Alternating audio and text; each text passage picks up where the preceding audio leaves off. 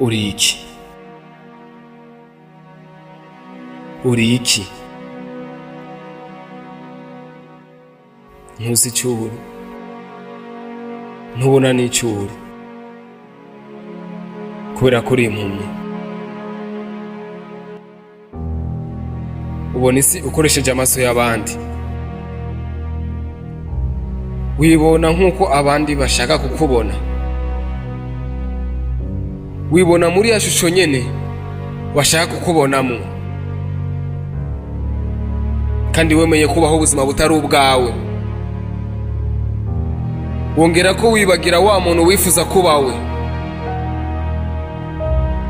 Ivyo vyose kubera ko ivyiyumviro vyawe vyazimiye, ntacyo uri kurabona. Ntubona n'uburyo uri kurahomba ubuzima bwawe, ntubona n'uburyo uri kuratakaza akazoza kawe. Mugabo mu gihe uzoba uri mu bihe bigoye, mu gihe uzotahura ko wakurikiye inzira mbi, ko wakurikiye abantu babi, uzosanga uri gutunga urutoki abatumye ura muri ubwo buzima. Mugabo nagomba ndakubwire ko ari wewe ujejwe ubuzima bwawe. Ni wewe ujejwe ubuzima bwawe, kuko abatuma uba muri ubwo buzima nta bushobozi babifitiye, kubera ko ntutegeswa kubakurikira. Gusa muri uno mwanya nyene umaze gutahura ko watakaye, uzombwira ko wacerewe, ko wacerewe kubaho ubuzima wifuza kubamo, ko wacerewe kuba wa muntu wifuza kuba we, ko wacerewe kuba muri za ndoto washaka kubamo, ko wacerewe gukurikirana umuhamagaro wawe. Mugabo nagomba ndakubwire ko utaracegwa, nturacegwa guhindura ubuzima bwawe. Guhindura ubuzima bwawe bigusaba kuvuga oya. Oya kuri bajya bafise ivyumviro bicana intege, oya kuri bajya bihebuye, oya kuri bajya bashaka kukubona uri hasi, badashaka kukubona uteye imbere.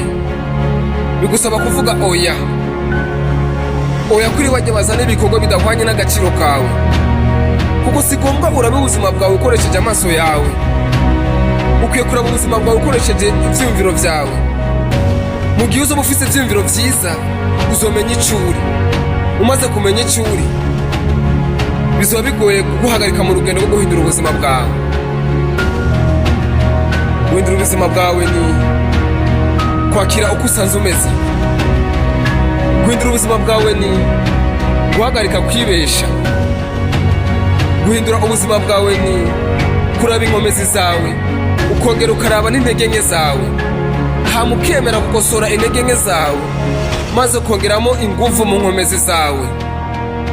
Guhindura ubuzima bwawe ni kwakira gutangura bushasha. Uko niko guhindura ubuzima bwawe, ni kuba imvuga kuri na wewe ubwawe. Kuko mu gihe uzoba uri mu rugendo rwo guhindura ubuzima bwawe, bazotangura kukuvuga, abandi baguca intege, bakubwire ko wacerewe, ko ukwiye kubireka ubikora ikindi gihe, ko atari uno munsi. Muri ico gihe hazoba ari ahawe no kugira amahitamo.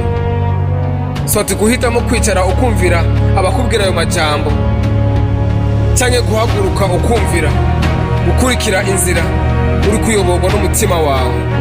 Na wundi azoza kuguhitiramwo kiretse wewe. Haranira indoto yawe.